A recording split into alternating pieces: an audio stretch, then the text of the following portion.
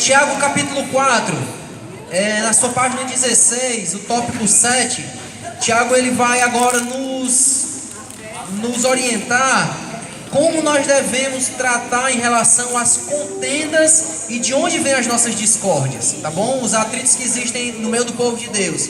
Tiago capítulo 4 diz assim, vamos abrir aí.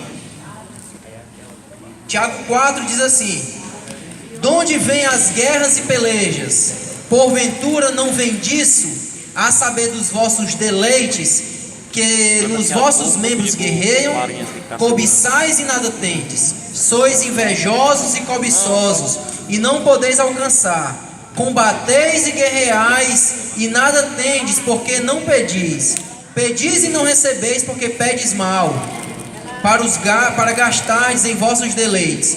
Adúlteros e adúlteras, não sabeis vós que a amizade do mundo é inimizade contra Deus? Porventura qualquer que quiser ser amigo do mundo, constitui-se inimigo de Deus. Vamos aqui recomeçando, pessoal. Atenção, pessoal, vamos lá. Tiago capítulo 4, ele, na última sessão do capítulo 3, ele começa falando de que a fé ela deve resultar em sabedoria e no bom trato. Só que em vez das pessoas produzirem um fruto de paz e de justiça, como diz o versículo 18 do capítulo 3, no meio do povo há contenda. No meio do povo de Deus, onde é para existir a conciliação, onde é para existir a amizade, onde é para existir o bom relacionamento, o que existe na verdade são atritos, são guerras, são contendas, são discórdias. E pessoal, não se enganem, não se enganem. O reflexo do que acontece dentro da igreja, o mundo sabe. Como será que o mundo vê o relacionamento da igreja, dos membros da igreja? Será que o mundo olha e diz assim: o pessoal ali falta se matar de brigar? Sabe, é interessante como o que deveria ser, de fato, o centro do cristianismo, que é o bom relacionamento, é o amor, é a unidade, dificilmente a gente consegue viver. O que nós vemos com maior frequência são contendas e discórdias, atritos. E de onde é que vem esses atritos? Tiago responde: dos vossos próprios deleites.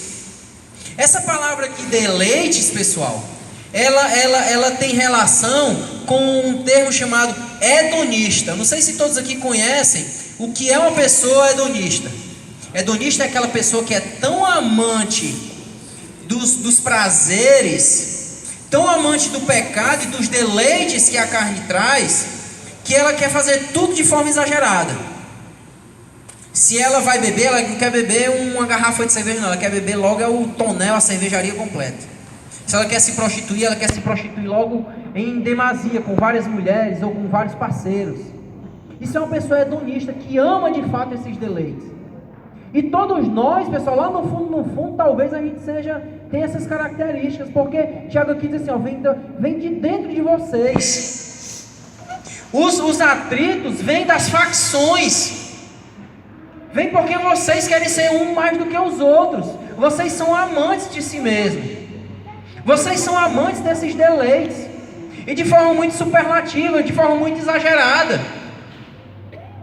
Esses atritos, eles não provêm de outro local a não ser do vosso interior. Vocês cobiçam e são invejosos. E porque vocês cobiçam e são invejosos, vocês nada têm. Sabe por quê? Você já viu alguém que não tenha o sentimento de gratidão possuir alguma coisa? Sempre que ele possui, eu queria tanto um caderno, ele compra um caderno e diz: não, mas não era bem esse daqui não, queria era outro. E sempre o outro que ele quer é o do vizinho. Eu queria tanto um carro, mas tem que ser um carro igual ao do Calilpe, de preferência o do Calilpe. Na verdade eu não tenho um desejo, nem uma necessidade. O que eu tenho é inveja. O que eu não quero, na verdade, é um carro. Não é um carro, o que eu quero é o carro do Calilpe. Se não for do Calilpe, não serve. Então quando Tiago diz assim, vocês cobiçam e nada tem, sabe por quê? A medida do ingrato nunca enche. Nunca enche. Cobiçam e invejam e não podem alcançar, combatem e guerreiam. Tiago, ele está escrevendo aqui usando palavras de guerra, pessoal. Vocês guerreiam entre si, se degladiam, invejando uns aos outros, a mulher do outro, a fazenda do outro, e cobiçam e nada tem. Sabe por quê? Porque se eu peço com motivação errada, sabe o que é que Tiago está dizendo? Se eu peço com motivação errada, eu não recebo. Se eu oro a Deus mostrando minha necessidade, mas no fundo, não é uma necessidade, é uma inveja, eu não recebo não. Então quando o Tiago diz assim, vocês pedem, e vocês combatem, guerreiros, nada tem, porque não pedem. Aí você olha e diz, não, eu estou pedindo, por que eu não recebo? Sou motivação. É como se você não pedisse, porque o Senhor não vê pureza na sua necessidade. Tem gente, irmãos, que ora assim, eu escutei isso de um pastor que eu gosto muito de ouvi-lo, o pastor Neil Barreto. Ele uma vez, numa pregação dele, ele disse assim, uma vez eu fui aconselhar uma mulher, e ela entrou no meu gabinete, e ela chorou, dizendo que o seu filho estava no mundo das drogas. Só que ela disse, pastor, me ajude em oração, porque eu não aguento mais sofrer vergonha por causa do meu filho. Porque quando ele se droga, ele vem para frente da minha casa e faz um alvoroço. É uma vergonha tão grande para mim. Aí ele começou a ouvir o discurso daquela mulher e disse assim, ela está mais preocupada na vergonha dela do que na dor do filho. Ela não quer a salvação do filho dela não, ela quer deixar de sentir a vergonha. Talvez o filho dessa mulher não foi ainda liberto, porque a forma que ela pede a Deus é vã. Então quando a gente pede a Deus, pede, talvez não receba, é porque a gente pede mal, para os nossos próprios deleites. Eu já tenho 10 pares de sapato, mas eu vejo o sapato que está ali no pé do Ivan, e digo, Senhor, me dá um sapato, Senhor. Isso é um deleite. Eu já tenho tanto, mas eu quero se for aquele. Pense ministerialmente.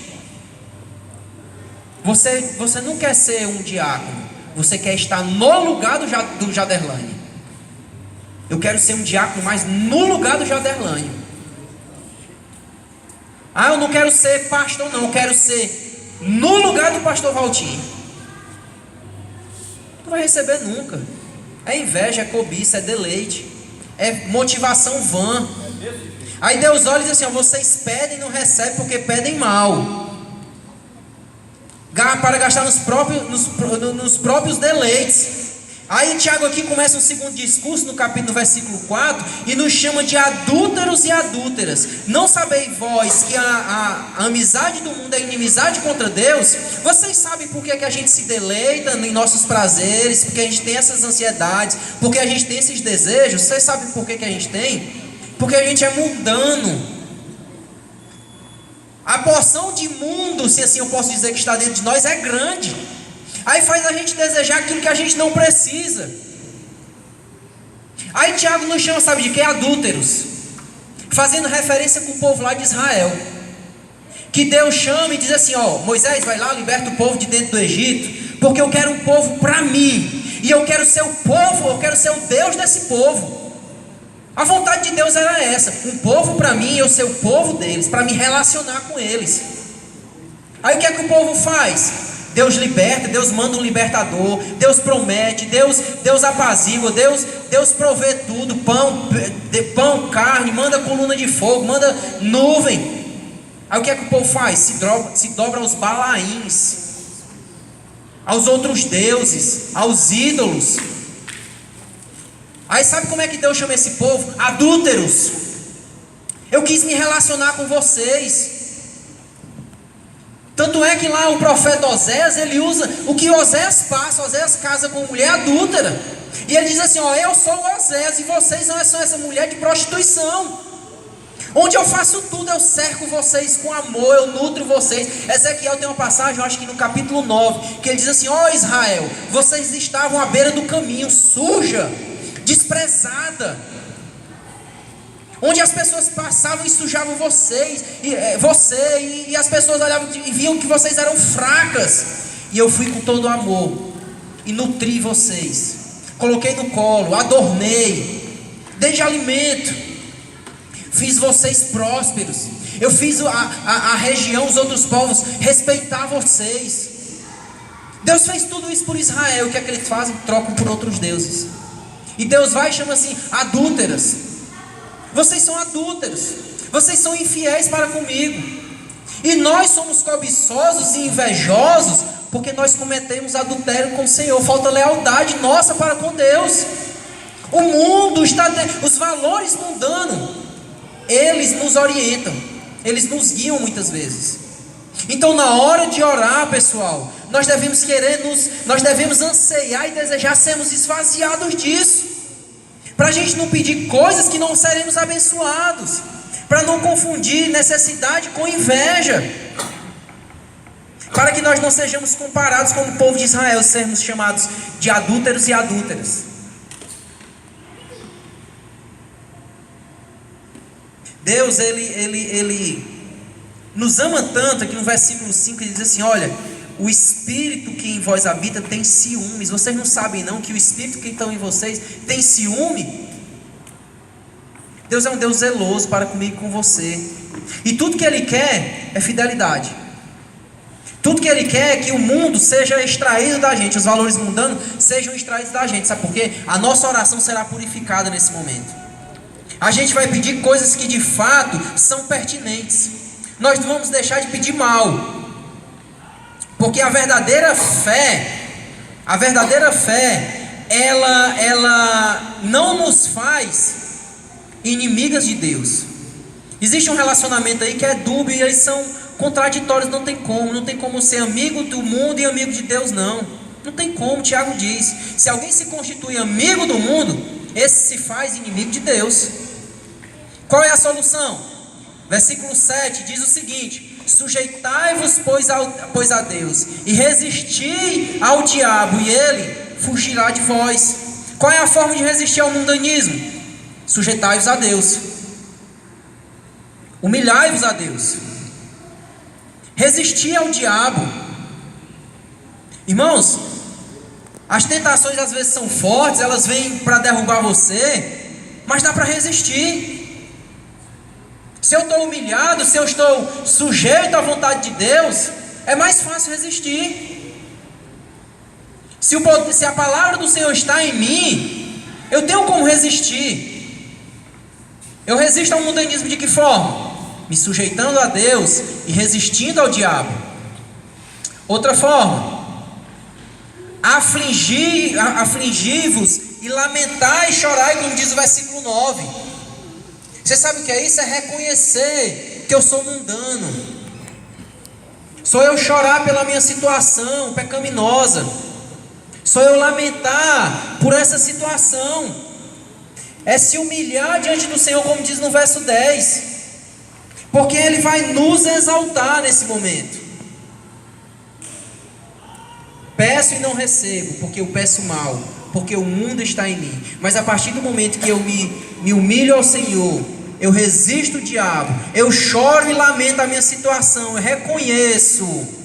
Como Tiago disse: olha, aquele homem que lê a palavra e não pratica é semelhante a um homem que se olha no espelho e rapidamente se ausenta, esquecendo da sua face. Você sabe o que é isso? A palavra de Deus, quando eu leio a palavra de Deus, ela me lê, ela me confronta. E quando eu leio a palavra de Deus, ela me causa uma aflição, porque eu vejo a minha carência de Deus. Irmão, se eu leio a palavra do Senhor, se eu tenho uma vida de oração, de jejum, uma vida piedosa, e eu não me sinto indigno diante de Deus, tem alguma coisa errada.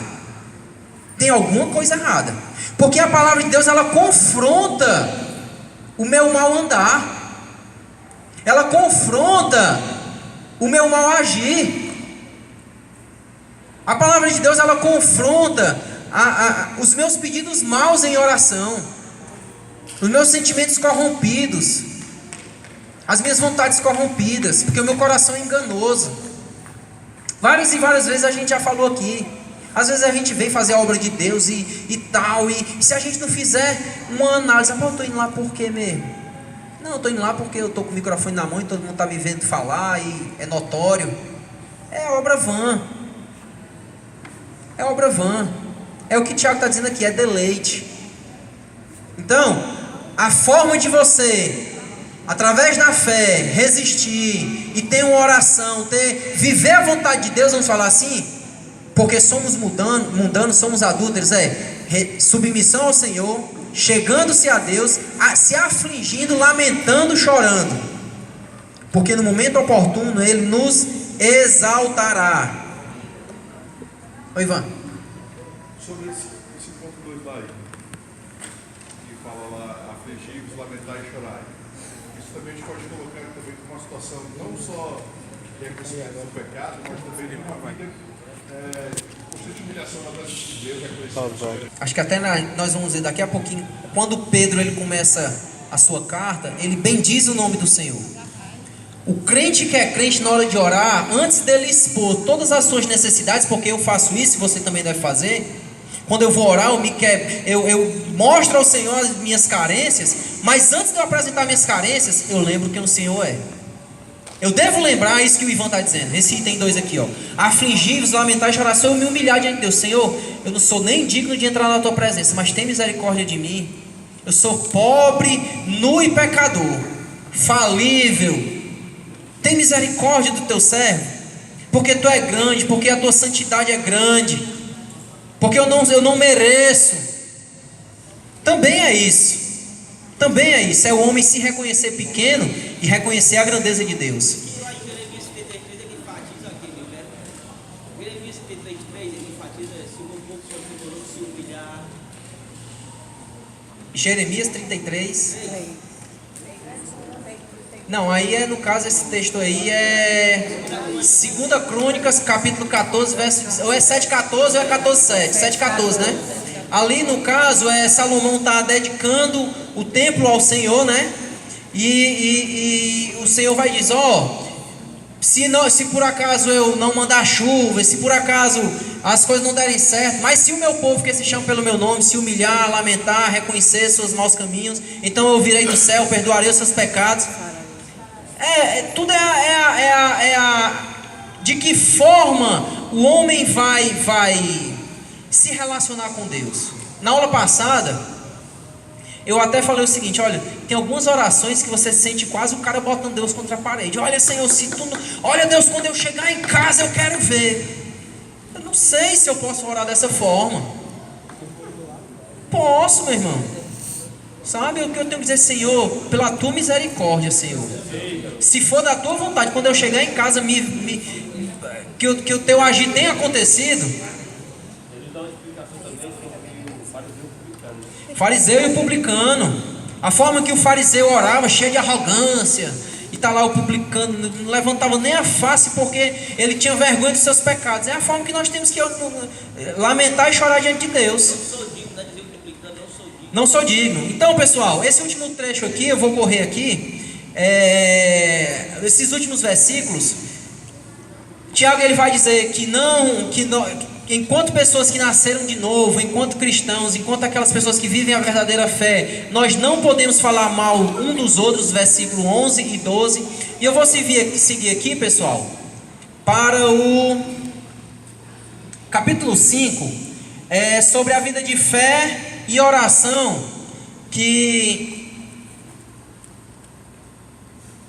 a relação entre fé e oração, o que produz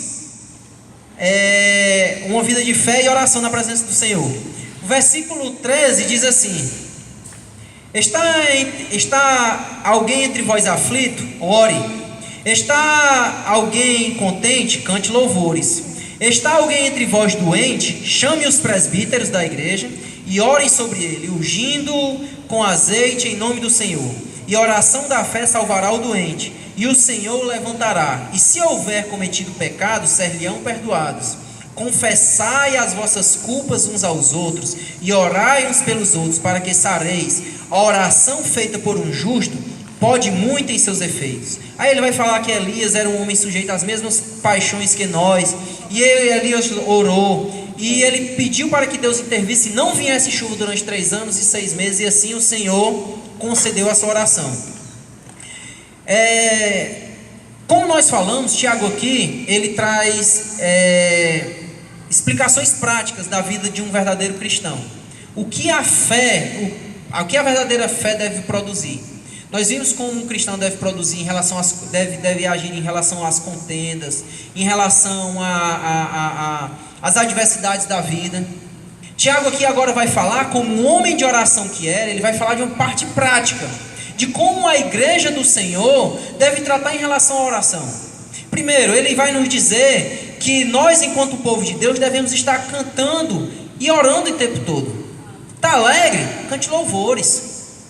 Exulte, jubile. Está tudo bem, meu irmão? Agradece ao Senhor. Louva o nome dEle. Agora, se tem alguém entre vós aflito ou doente, chame os presbíteros. Isso é, os anciãos, aquelas pessoas que dentro da casa do Senhor tem notoriedade. Hoje os presbíteros são similares a pastores. São aquelas pessoas que têm de fato proeminência mesmo, têm destaque na casa do Senhor. São líderes. Para que esses presbíteros unjam com azeite em nome do Senhor. E a oração da fé levantará, curará o doente. E se houver pecados, serão perdoados. Por que é que eu fiz questão de mencionar esse último aqui? Porque, pessoal, a gente vive um momento de muito misticismo no meio do povo de Deus. É o óleo que já foi ungido, ou o óleo que veio lá de Jerusalém, ou a água do Rio Jordão que veio, ou um pedaço da cruz do Senhor que está sendo vendida, ou uma porção da Terra Santa que trazem de lá e é vendida. Pessoal, o que salva, o que perdoa, o que cura, não é o óleo. O óleo aqui no Novo Testamento, assim como em toda a Bíblia, nós vamos encontrar o óleo representando. O óleo, em alguns momentos, ele vai ter, de fato, propriedades terapêuticas. Nós vemos isso que na própria parábola do bom samaritano, como nós falamos aqui. Ali é uma parábola, mas é algo que acontecia. Existiam óleos que curavam algumas doenças. Isaías também fala, certo? Então, o óleo em alguns momentos, ele servia para fins terapêuticos. O óleo em alguns momentos, ele servia de fins estéticos. Porque aqui o Senhor diz assim, quando vocês jejuarem, vocês lavem o rosto, passem um óleo. Para quê? Para que todo mundo veja que você está bem. Tomei foi um banho, estou aqui cheiroso. É um óleo, é um aroma, era um óleo de aroma. Mas tem um óleo aqui que representava a consagração, a unção. Quando Davi foi ser consagrado rei, que foi que Samuel consagrou com o quê? Com óleo. Saúl da mesma forma, os profetas eram consagrados com óleo. Esse óleo aqui pode simbolizar a própria presença do Espírito Santo, ou a unção, ou a materialização, vamos dizer assim, da oração. Mas o que salva não é o óleo em si. Eu não posso aqui fazer uma oração e tá aqui um tubinho cheio de óleo e dizer, meu irmão, pronto, vai lá, Ivan, leva lá. Porque na hora que tu passar no teu ente que está lá doente, esse óleo aqui vai salvar, vai sarar. Eu não posso dizer isso. Até porque nós vemos que nem todos os doentes na tradição da igreja foram salvos, foram curados. Eu não posso transformar isso em regra. Porque a vontade de Deus, só quem conhece é Ele. Sempre que um coxo, um doente, ele era curado, o fim proveitoso era o quê? Adorar o Senhor, engrandecer o nome do Senhor, proclamar o Evangelho do Senhor. Então existem pessoas ainda hoje, deixa eu ouvir, existem pessoas ainda hoje que são curadas, que nós acreditamos na atualidade dos dons, porque o nome do Senhor vai ser glorificado. Agora João capítulo 6, eu acho, o tanque de Betesda é 5 a 6, capítulo 5, né? João capítulo 5, o tanque de Betesda. Lá era um local de doentes. E quem entrou lá? O próprio Jesus. Aquele que, se quiser curar todos, curaria. Ele só escolheu um. Só escolher um. Certo? Então, existem circunstâncias que a cura vai chegar. Sempre que a cura chegar, melhor dizendo, vai ser para louvar o nome do Senhor. vai ser para engrandecer o nome do Senhor. Eu não posso transformar isso, esses objetos, o meu lenço ungido, a blusa suja de sangue, como um rapaz um dia desse foi esfaqueado e vendeu a blusa dele suja de sangue, como se fosse algum utensílio que contesse algum tipo de graça. Mas os romanos estavam acreditando no mesmo misticismo naquele tempo. Mais puro, quando a gente está aula dos evangelhos. Existia um misticismo em torno do tanque de Betesda. Existia. Mas o que eu quero dizer é que assim, nem todos os doentes serão curados. Então eu não posso pegar aqui uma porção de óleo, consagrá-lo e dizer, ó, tá aqui, em quem vocês derramarem esse óleo, será curado. Eu não posso dizer isso. Porque o que de fato cura é a oração. É a oração. Oi, meu irmão, falei.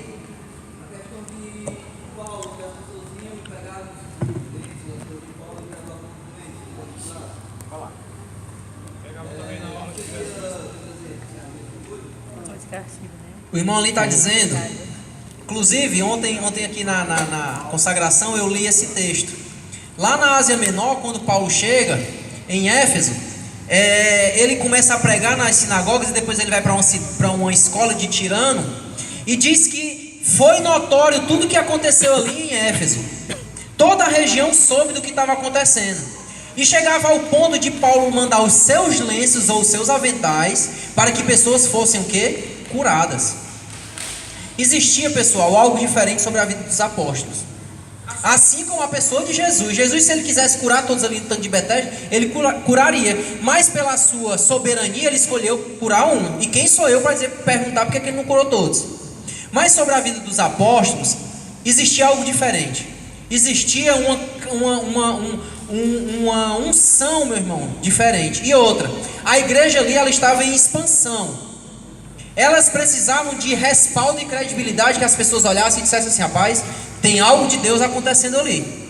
Então, existia na vida dos apóstolos semelhante ao que acontecia aqui na vida de Elias, em que existia autoridade na sua palavra. Pedro e João vão na Porta Formosa, e ali eles não consultam a Deus se ele quer curar, não. Ele diz assim, ó, em nome do Senhor, levanta e anda. Então, são casos isolados que eu não posso transformar em doutrina.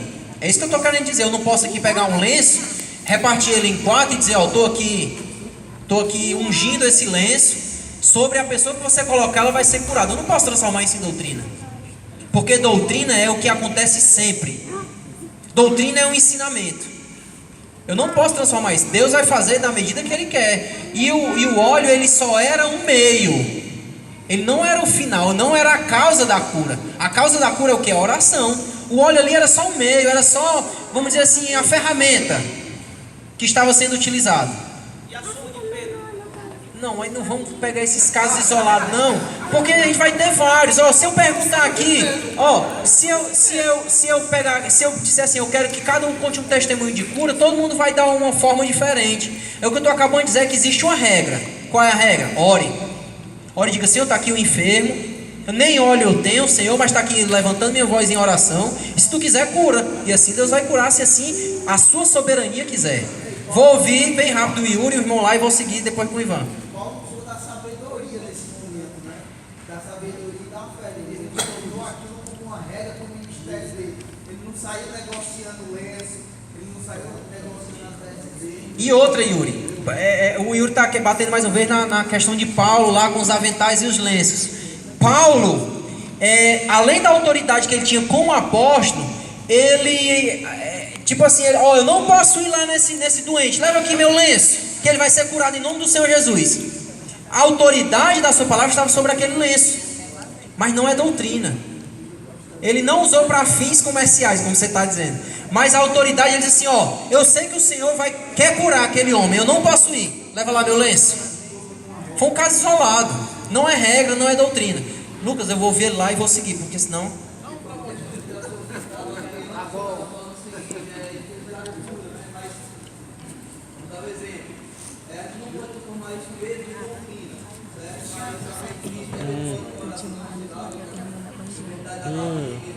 Agora? Deixa eu na que hora, senhor. Deixa eu não ter como nem sair daqui, não tem ninguém pra ficar aqui. Não tem ninguém pra ficar aqui, não. Lascou.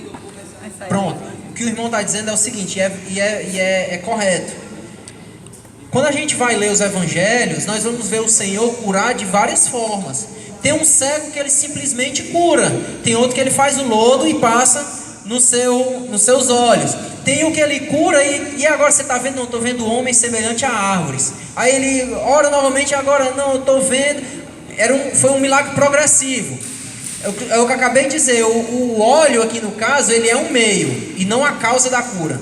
A causa da cura é a oração. Tá certo? Pode ser, meu irmão, que é a soberania de Deus. Pode ser que você vá orar, como você bem colocou, por uma pessoa que está doente, da barriga. Você pode estar sendo aqui impulsionado pelo Espírito Santo para você beber essa água. Você vai beber água e eu vou orar. E você vai ser curado. Está entendendo? Aí, de fato, quem continua curando quem é? A oração. Porque a oração de um justo pode muito em seus efeitos. Não é o óleo ungido que pode muito em seus efeitos. É a oração de um justo. Bem rápido. E a gente pode até aplicar como doutrina, e é uma doutrina de fato, é que o propósito maior não era só a cura do corpo, mas também, principalmente, a cura da alma. Todas as vezes que nós vemos o Senhor curando, Ele se preocupa mais com o estado espiritual daquele coxo do que com o estado físico. Nós não devemos temer aquele que tem poder de matar o corpo. Nós devemos temer aquele que tem poder de matar o corpo e condenar a alma. O próprio Senhor Jesus diz isso. Então, o Senhor Jesus, quando os 4 amigos lá, são 4 ou 5 amigos que trazem o amigo para o cima do telhado. Os 4 amigos chegam lá, com o coxo, botam lá os pés do Senhor. Aí o Senhor olha e diz assim: ô rapaz, olha aqui um coxo, perdoados são os teus pecados. Aí os caras se olham e dizem: não, eu quero que ele saia daqui andando. Aí diz: vocês arrosam o coração porque o Filho do Homem tem poder para perdoar pecado. Pois eu tanto tenho poder para perdoar pecado, como dizer: levanta-te, toma o teu leito e anda. Então o Senhor se preocupa em salvar o espírito e não o corpo físico, porque esse corpo físico é perecível. Em João, pessoal, a gente vê isso de forma muito enfática. Em João, o Senhor não se preocupa. João ele vai escrever e mostra que o Senhor simplesmente não queria dar pão e alimento para o povo, não. Ele se mostrava como o pão da vida. Ele não queria só salvar, curar um cego, não. Ele queria mostrar que ele é a luz do mundo. Sabe? Então, tem algo muito mais excelente. Uma necessidade física. Rapaz, todos nós precisamos de saúde. Não tem coisa pior do que a falta de saúde. Mas o Senhor ele se preocupa mais com o nosso espírito. O espiritual é muito mais excelente do que o físico. Então assim a gente termina a epístola de Tiago, falando de fé e oração e combatendo um pouco um pouco desse misticismo.